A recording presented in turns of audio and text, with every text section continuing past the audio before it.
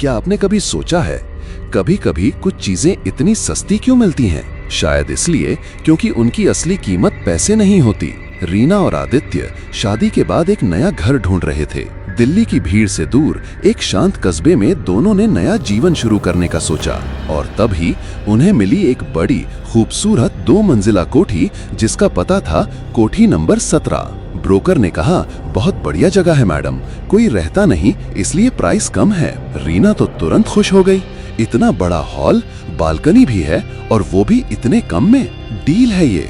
पर आदित्य थोड़े संदेह में था। इतनी कम कीमत में इतनी बड़ी कोठी, कुछ तो गड़बड़ है। ब्रोकर हंसते हुए बोला, अरे साहब, यहाँ के लोग ज्यादा पुराने खंडरों में विश्वास नहीं रखते, बस इसलिए कोई नहीं आता। रीना ने आदित्य को मनाया, प्लीज यार एक बार ट्राई करते हैं ना, क्या ही होगा। आखिरकार दोनों ने कोठी नंबर 17 किराए पर ले ली। शिफ्टिंग का दिन आया, गाड़ी से सामान उतारा गया। घर के अंदर रोशनी थी, सफाई थी, लेकिन एक चीज अजीब सी लग रही थी। हर कमरा थोड़ा ठंडा था, बाकी जगह से ज्यादा, बिल्कुल जैसे कमरे में कोई और भी हो। रीना ने मजाक में कहा, आदित्य कहीं भूत प्रेत तो ना हो यहाँ? आदित्य ने हंसते हुए जवाब दिया, तू तो हॉरर सीरीज देख देख कर पागल हो गई है। शाम होते होते दोनों ने सेटअप कर लिया। रीना ने किचन में पूजा की, आदित्य ने लाइटें चेक की, वाईफाई चलाया, सब ठीक था। लेकिन जब रात का पहला खाना बनकर आया तो रसोई के बाहर रखा नमक का डिब्बा अपने आप जमीन पर गिरा पड़ा था। रीना ने सोचा शायद हाथ लग गया होगा, पर वो जानती थी उसने उसे छुआ ही नहीं था। रात को सोते समय रीना ने आदित्य से पूछा, सुनो, ये कोठी पहले किसकी थी? आदित्य बोला, ब्रोकर से पूछा था, कुछ नहीं बताया। बोला पुराने लोग रहते थे, अब शहर चले गए। रीना चुप हो गई और उसी रात सीढ़ियों से किसी के चलने की आवाज आई। कोठी नंबर 17 में ये रीना और आदित्य की तीसरी रात थी। बाहर बारिश हो रही थी, बिजली की हल्की कड़क और खिड़कियों पर टपकती बूंदों की आवाज। अंदर रसोई के बगल में रखा विंड चाइम बिना हवा के भी हिल रहा था। रीना ने टीवी बंद किया और कहा, ये घर कुछ तो कह रहा है आदित्य, हर कोना जैसे कुछ छुपा रहा है। आदित्य ने उसे गले लगाया, डर मत कर, सब दिमाग का खेल है, तू अकेली नहीं है। रीना मुस्कुराई, पर उसकी मुस्कान ज्यादा देर नहीं टिक सकी, क्योंकि उस रात उसने पहली बार देखा वो बच्ची।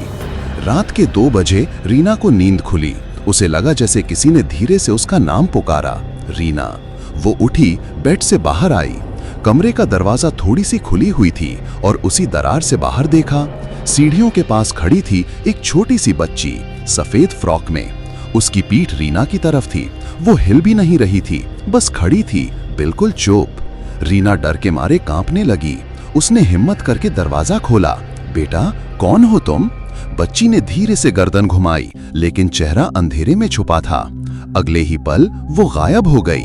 रीना चीखते हुए वापस कमरे में आई। आदित्य की नींद टूटी। क्या हुआ रीना? रीना कांपते हुए बोली, मैंने देखा यहाँ कोई बच्ची थी, वो मुझे देख रही थी, लेकिन उसका चेहरा। आदित्य बाहर गया, देखा कुछ नहीं था। अगली सुबह रीना की आंखों के नीचे काले घेरे थे, नींद नहीं आई थी। आदित्य ने सीसीटीवी चेक किया, सब कुछ नॉर्मल था, सिवाय एक चीज के। रात के 2:07 पर एक फ्रेम में सफेद फ्रॉक वाली बच्ची सीढ़ियों के पास खड़ी थी। अब आदित्य भी चुप हो गया। ये कोई मजाक नहीं है, इस कोठी में कुछ है रीना। रीना और आदित्य की जिंदगी अब डर और बेचैनी में बदल चुकी थी। हर रात कोठी और डरावनी होती जा रही थी। फुटस्टेप्स, हंसी की आवाजें और कभी-कभी तो घर में रखी चीजें अपने आप हिलती थीं। अब आदित्य भी मान चुका था, इस कोठी में कुछ अजीब हो रहा है। वो तय करता है कि अब कोठी का इतिहास जानना पड़ेगा। तहकीकात शुरू होती है। आदित्य पास के नगर पुरालेख कार्यालय टाउन रिकॉर्ड्स ऑफिस जाता है। काफी खोजबीन के बाद उसे मिलती है कोठी नंबर 17 की फाइल। फाइल के अंदर जो लिखा था उसे पढ़कर आदित्य का चेहरा सफेद पड़ गया। 5 साल पहले इसी कोठी में एक परिवार रहता था, राघव शर्मा, उसकी पत्नी सुमन और उनकी 6 साल की बेटी जिया। राघव को अक्सर पारिवारिक तनाव रहता था। लोग कहते थे वो अकेले में किसी से बात करता था, दीवारों से, छायाओं से। एक दिन अचानक उस परिवार की चीखें सुनाई दी। पड़ोसी भागे, दरवाजा बंद था। अंदर से सिर्फ एक बच्ची की चीख सुनाई दे रही थी, पर कोई कुछ नहीं कर पाया। अगली सुबह दरवाजा तोड़ा गया तो अंदर तीनों की लाशें पड़ी थीं। राघव की गर्दन फांसी से झूल रही थी, सुमन के चेहरे पर नाखूनों के निशान थे और जिया छोटे से स्टूल के पास बैठी मिली। उसकी आंखें खुली थीं और होठों पर मुस्कान थी।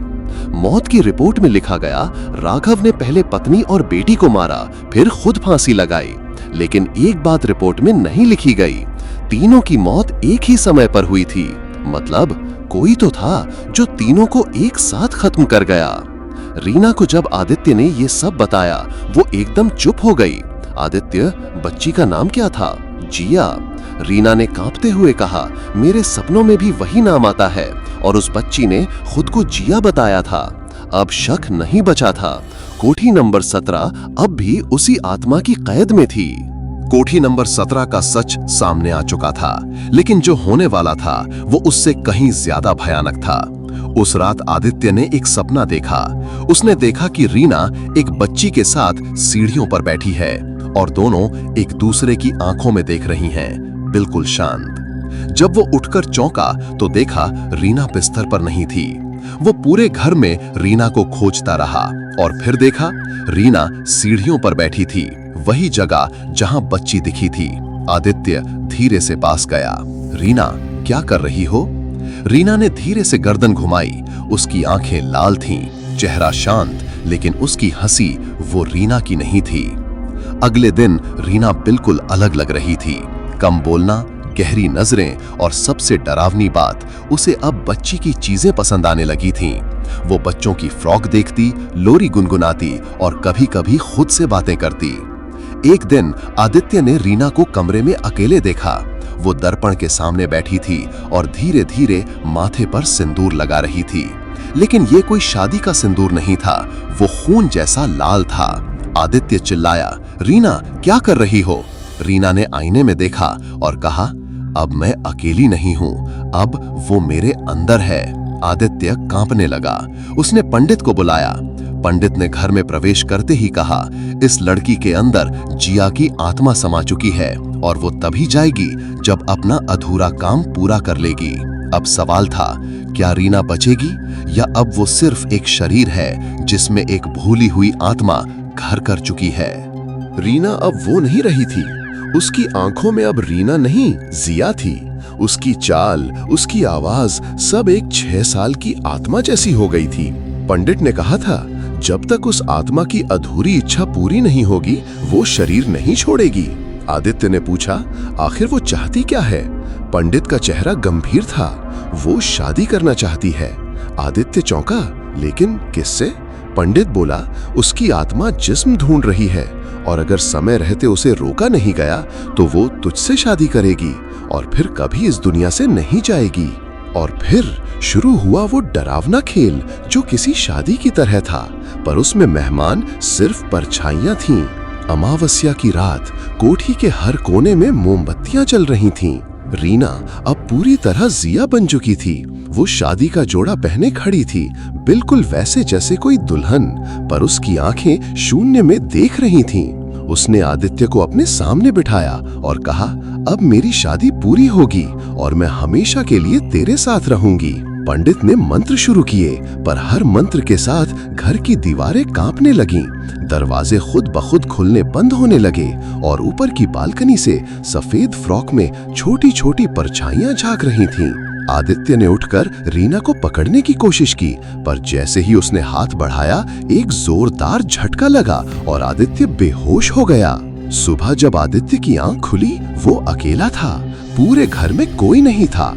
वो दौड़ते हुए हर कमरे में गया। रीना गायब थी, लेकिन बिस्तर पर एक चीज रखी थी, एक छोटी सी सफेद फ्रॉक जिसके ऊपर लाल रंग से लिखा था, अब मैं पूरी हो चुकी हूँ। कोठी नंबर 17 अब खाली है, पर अगर आप वहां जाएं तो दरवाजे के पास एक लड़की जरूर मिलेगी, शादी का जोड़ा पहने और इंतजार करती हुई अगली बारात का। अगर इस कहानी ने आपकी रूह तक हिला दी तो सब्सक्राइब करो। अगली बार आपकी रातों की नींद भी लेके जाऊंगा। डहर।